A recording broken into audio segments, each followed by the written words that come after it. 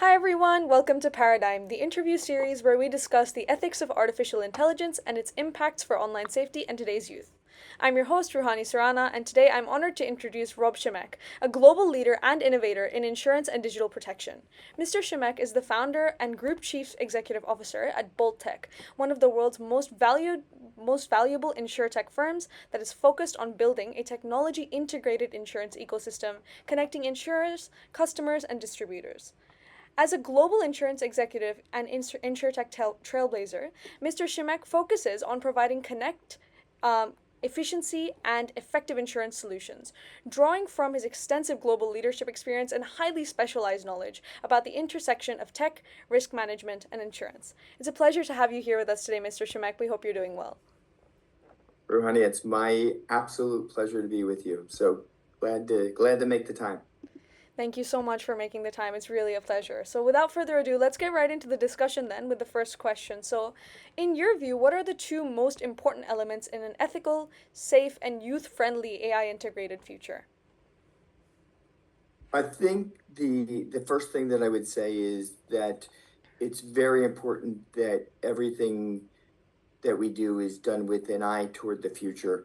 Sometimes we fail to anticipate the problems that will come up in the future, and so we're a little loose with our behavior today without seeing into the future what the problems will be. And you could think of that as an example of maybe just rewind the clock 10 years ago. It was the same issue fundamentally with data and data privacy. It didn't seem like it was a big issue that someone knew your birthday, or it didn't seem like it was a big issue that someone knew some personal information about you. But in reality, fast forward 10 years, there are a great deal of rules and regulations that have been put in place to protect your data, to protect your privacy. And I think we're at that same sort of pivotal point with respect to AI today. My screen went weird. No I'm sorry about issues. that. But we're at the same sort of pivotal point with respect to AI today, where maybe it's not all about the data, but by the way, many times AI is using the data. But we have to make decisions today that are very forward looking and anticipate the problems of tomorrow.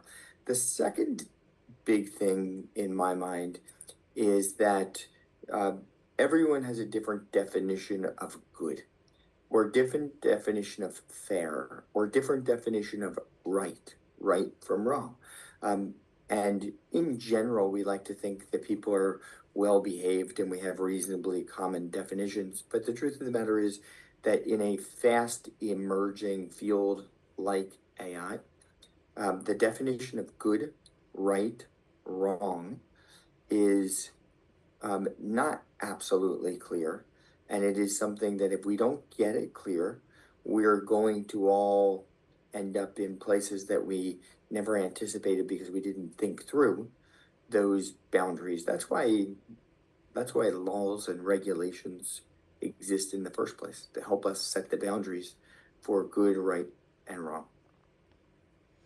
All right, thank you so much for that insightful opener to our discussion. I think that that point that you made about, solidifying that definition of what we see as right and wrong is really important, especially as we go into our second question, which is how AI is currently creating and mitigating entirely new areas of risk with like its handling of data, as you mentioned, as well as, the way that its usage is being looked into with industries even up to the level of national defense. So how do you see industries like tech and insurance and that crossroads evolving in light of that dual role of AI? Well, one of the things that is really true, first of all, is that AI is having a really pervasive effect on all elements of the value chain. So I am in insurance, and in insurance, the business really begins with understanding someone's risk. So it begins with the risk understanding, then it is the underwriting of the risk, then it is the distribution of that product and getting it into the right consumer's hands. It's the pricing of the risk. It is the servicing of the client once you get the client on board. It is the adjudication of the client's claim in the event that something bad happens. So my point to you with all those words is it's all elements of the value chain. Everything from how we distribute insurance, how we understand risks, how we underwrite those risks, how we service the client, and how we adjudicate the claims. It impacts everything. And when it impacts everything and it has such a pervasive effect, it becomes really obvious that we must have really clear rules around, are we being fair? So, for example, in insurance, I might use AI to help me make decisions about whether I think that you, Ruhani, are a good risk. Um, but I might do that in a way that could potentially be viewed as biased against you. You're younger, you're still a student, and and you have lived in different countries, and maybe in my underwriting algorithm we conclude that that is riskier, or maybe we less risky. I don't know what it would include, but the point is these factors would be used in consideration. And the question that people have to ask is, create bias? Does that create a unbalanced playing field to where you're disadvantaged, or maybe to where you're advantaged from day one? Just right at the beginning, you've done nothing right, nothing wrong, you've done nothing. It just took data about you and made decisions and used algorithms and used technology in a way that maybe isn't balanced. And so the challenge with that is that um, there's not clear regulation at this point in time where we understand what we can and can't use those data points for our tools for. And so maybe we think we're doing good, maybe we think we're doing great things for the profitability of my company. But in doing things that are good for the profitability of the company, maybe we're not doing things that are good for the good of humanity. And maybe these are on two different ends of the spectrum. And so the challenge in life, when it's so pervasive and it's moving so fast, is how could the regulators even keep up to help give us guardrails to understand within what boundaries we should play? And that's extremely complicated. Without those boundaries, you depend on my definition of what I think is fair and what I think is good. But that definition might be very different than your definition. And it might be very different than just an independent, objective arbitrator who looked between you and I and said, what's fair?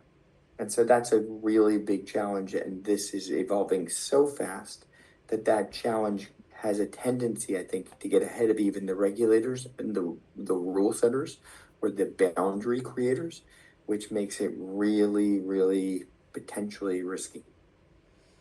All right, that's definitely one of the biggest concerns that we are seeing across, regulators who are trying to catch up, as you said, with the pace of AI's development. So, circling back to how pervasive AI is, so young people are often the fastest demographic to adopt and sort of integrate any kind of new technology.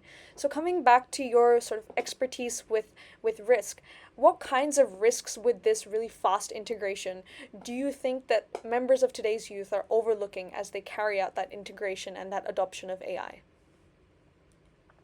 Well, I think that what you said is absolutely correct, first of all, that I believe that the the younger generation, you're much more digitally native and AI native than the rest of society as a whole. And what ends up happening is that puts you at the front. It puts you at the front of usage. It puts you at the front of understanding how to engage with the technology. And whenever you're at the front, you could think of so many analogies, but at the front, if you're walking through a minefield, the people out front are at the greatest risk. The problem is it's not obvious at the moment that it's a minefield, right?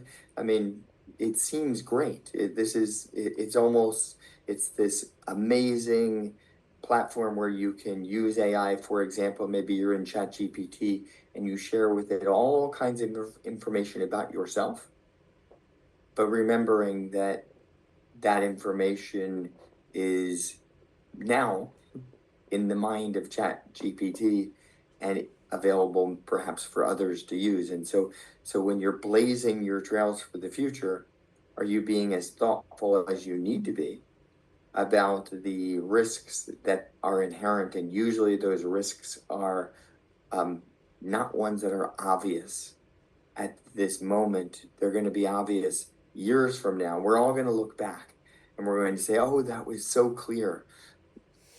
Ruhani, it's not that clear, right? It's always clear in hindsight. In America, when we watch American football, we always refer to the people who think they know the answer after the play happened as the Monday morning quarterback. That's because football is played on Sundays, and on the next day, everyone knows the answer. The truth of the matter is, your generation is out in front, and we're all going to play Monday morning quarterback on you later. And we're going to talk about the fact that you should have known, or we should have known, X, Y, or Z. That even today, we don't know what X, Y, or Z is, but it will become obvious later. For sure, and I think that that point about hindsight being 2020 is definitely something that we should be considering, especially as, with current affairs and what's going on. For example, taking the American context with Anthropic, with the increasing sentient capabilities of AI. I think that's definitely very important to keep in mind. So I think that brings me quite smoothly into the last question of our discussion today, which is, who do you think should bear that responsibility of, setting up that difficult process of creating those guardrails and sort of making AI safe and fair in that way? Well, I think it is always incumbent on each of us to become good members of society, for companies to be good good corporate citizens and to behave well. However, dot dot dot. In reality, the reason that we have laws, the reason that we have regulations, the reason that you have police officers, the reason that you have those who enforce the laws is because A, not everyone does play by the rules, or B, sometimes maybe you didn't understand the rule and you need to be reminded of that. And these examples sometimes are very important when someone is held out as this was done the wrong way. That's extremely helpful from a guidance perspective. And so I have to say that as much as nobody really wants to admit it, we do need government and we do need the regulators to take a lead role in setting up this regulation. But it's a giant catch-22, because if the regulations are set up by people in a think tank or in a bubble, the regulations will, in theory, make sense, except to the companies that have to apply those regulations in real life, they become a burden. They become very costly. They slow companies down. They slow down the progress of humanity, maybe, because you're just not able to do things without following rules. And the question is, were the rules set extremely thoughtfully? So my answer to your question is that I strongly support the regulators being active in setting the rules, that they engage with the business community and with people in general to make sure they really understand the problem that they're setting the rules for, and that they be extremely agile and recognize that they're not smart enough to set the rules perfectly on day one. Like that rule will always be the case. Think about law, the rule of law. Laws change. I'm American, the American Constitution has changed. There's always amendments, there's things that get changed. And thank goodness that they do. By the way, they should, because you have to modernize with time.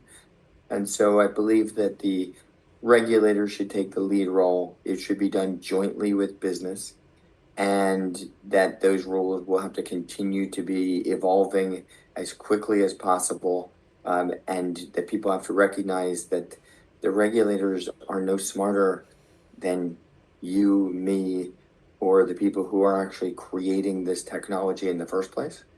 And so the challenge with it is we have to get everyone up to speed. And then we have to make sure that they work together in harmony so that we don't get regulations that don't fit for everybody. But if without those regulations, we won't have we won't have a properly laid out playing field.